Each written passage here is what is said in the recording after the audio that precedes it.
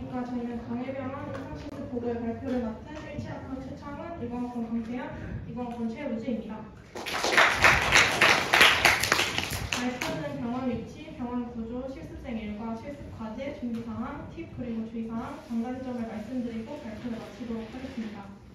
첫 번째는 병원 위치입니다.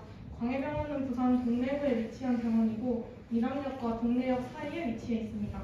버스는 아래를 참고해 주시면 좋을 것 같습니다. 병원 구조입니다. 광해병원은 크게 도수 통증 치료실과 신경계 치료실로 나눠져 있습니다. 지금 보시는 사진은 도수 통증 치료실이고 이 사진은 신경계 치료실 사진입니다. 다음은 실습생 일과입니다. 출근은 8시 15분까지 하고요. 조를 2개로 나누어서 각 배정받은 치료실로 출근하기 때문에 각 주차에 맞춰서 치료실로 출근하시면 되고 30분까지 해야 할 일을 마무리해 주시면 됩니다. 통증 치료실에서는 ICT 텐스랑 핫팩 같은 치료기기 전원을 켜주시고 ICT에 스펀지 끼워주시면 됩니다. 운동 치료실에서는 가장 먼저 치료실 환기를 시키고 베드랑 치료기기 전원을 켜주시고 두 치료실 모두 다 끝난 후에는 8시 반까지 자습을 할 수 있습니다. 오전 일과는 8시 반부터 12시 반까지입니다. 통증 치료실에서는 ICT랑 텐스 등 치료기기에서 끝나는 소리가 나면 정지시키고 환자분 몸에서 스펀지 떼주시면 되고요. 벽면에 각 베드마다 보드가 붙어 있는데 그 보드를 확인하시고 다음 치료가 있을 경우에는 베드 앞에 각 치료에 맞는 기기를 준비해 주시면 됩니다.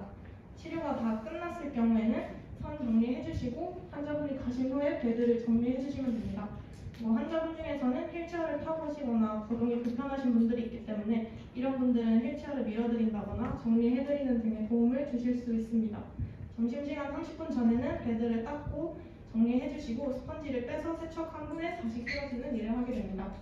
점심시간은 12시 반부터 1시 반까지 건의식당에서 밥을 먹을 수 있고요. 실습생들은 12시 45분부터 이용이 가능합니다. 오후 일과는 1시 반부터 4시 50분까지고 퇴근하기 전에 4시 반부터 ICT랑 텐스에서 스펀지 빼서 세척하고 정리한 후에 베드도 같이 정리해주시면 됩니다. 신경계 치료실은 거의 모든 시간을 옵저를 합니다. 그리고 옵저를 한 후에 치료가 다 끝나면은 베드를 닦고 정리를 해주시면 됩니다. 오후 일과도 마찬가지로 계속해서 옵저를 진행하고 퇴근하기 전에 베드랑 치료기기를 꺼주시는 일만 해주시면 됩니다. 실습 과제입니다. 광해병원은 주에 하나씩 총 10개의 병원 과제가 따로 있습니다. 담당 선생님께서 과제를 제출하면 그 내용을 물어보시기 때문에 꼭 설명할 수 있도록 숙지해서 가시는 걸 추천드립니다. 특히 신경계 치료실에서는 선생님이 굉장히 꼼꼼하게 피드백을 해주시기 때문에 질문에 대답을 하지 못하거나 필수적인 내용이 들어가지 않아 있을 경우에는 다음날까지 수정해서 숙지하고 다시 검사를 받으셔야 합니다. 그리고 8주차랑 9주차에 각각 NS, OS에서 자신이 전한 환자를 주제로 해서 케이스 스터디를 하게 됩니다. 이거는 저희가 이번에 받은 과제 목록입니다. 홀수 주차에는 OS 과제를 진행하고 짝수 주차에는 NS 과제를 진행합니다. 이어서 준비사항에 대해 말씀드리도록 하겠습니다. 먼저 복장으로는 흰 카나피에 검은 바지, 명찰각과 홀짝 착용해 주시면 됩니다. 그리고 실습 도중에 메모할 수 있도록 작은 수첩과 필기구를 들고 다니시면 좋습니다. 실습을 할 때 미리 알고 가면 좋은 내용으로는 기초적인 해부학에 대한 지식과 근육의 기시 정지, 그리고 신경계에서는 브레인의 구조와 기능에 대해서 미리 공부하시면 좋습니다. 그리고 수업을 작성하기 위해서 평가를 해야 되기 때문에 RM, MMT, 마스, BBS 같은 측정 방법들을 미리 숙지하시고 가시면 도움이 됩니다. 그리고 신경계에서 대표적인 신경계 질환 환자들에 대해서 미리 이해하시는 것도 신경계 환자분들 접하실 때 바로 이해를 잘 하실 수 있을 겁니다. 그리고 전기치료실에서는 기본적인 전기치료의 적응증과 금기증을 바탕으로 해서 이해를 하시고 전기치료실에 가시면 각 베드 옆에 이런 표가 부착되어 있습니다. 이 표는 이제 기본적으로 전기치료에 대한 명칭들이 적혀져 있는데 선생님들께서 이 몇 번 베드에 어떤 환자들이 이 치료를 하시는지 시간과 함께 기록을 해주시기 때문에 미리 센스 있게 가서 시간 확인하시고 미리 치료기기 세팅해 주시면 좋을 것 같습니다. 다음으로 팁과 주의사항에 대해서 말씀드리겠습니다.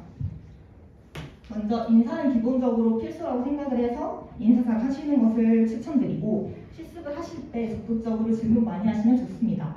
그리고 선생님들께서 옵저를 하고 있는데 돌발 질문을 하실 수도 있는데 이때 당황하지 마시고 시간을 좀 달라고 하신 뒤에 답하면 좋을 것 같습니다. 점심은 식권을 내고 먹었는데 저희는 식권 하나에 500원이었습니다. 그리고 이제 밑에 보이시는 것과 같이 메뉴는 이렇게 나왔었는데 저는 전반적으로 맛있었다고 생각합니다. 그리고 지각을 하지 않는 것이 좋고 몸이 아프거나 특별한 사유가 있을 때는 담당 선생님께 연락을 해서 하게 됩니다. 그리고 환자분에 관한 이야기를 자제하는 것이 좋으며 낙상 위험이 있으신 환자분을 주의 깊게 봐야 되고 그리고 트랜스퍼를 도와드릴 때도 주의를 기울여야 합니다. 오른쪽 화질 보시면 이제 병원에 실습을 진행하기 전에 OT를 진행하게 되는데 이때 나눠주는 유인물을 잘 숙지하시고 유의사항과 과제를 잘 확인하셔서 준비하시면 좋을 것 같습니다. 마지막으로 저희가 생각했던 광해병원의 장단점에 대해 말씀드리겠습니다. 첫 번째로 장점으로는 선생님들께 질문을 할 때 친절하게 잘 가르쳐 주신다는 것입니다. 저희가 이해할 수 있도록 좀 쉽게 가르쳐 주시려고 하시고 두 번째로는 신경계 치료실은 옵저를 할 수 있는 기회가 많아서 신경계 치료에 관심이 있는 환자, 관심이 있는 학우분들께 추천드립니다. 그리고 세 번째로 지하철역과 거리가 가까워서 편리한다는 장점이 있습니다. 네 번째로는 맛있는 편이 아니라고 하는데 이게 사람마다 조금 선호도가 있는 것 같다고 생각이 듭니다. 네 번째로 실습 막바지에 선생님들 앞에서 수업 발표를 하게 되는데 이게 심리적으로 좀 부담이 될 수 있다는 점을 단점으로 생각했습니다. 그리고 또 토요일에 출근이 있다는 점이 단점인 것 같습니다. 그런데 수업 발표랑 출근은 그만큼 부담도 되고 힘들지만 또 저는 그만큼 많이 배울 수 있는 기회라고 생각이 들어서 단점이자 장점이라고 생각합니다. 발표를 마치도록 하겠습니다.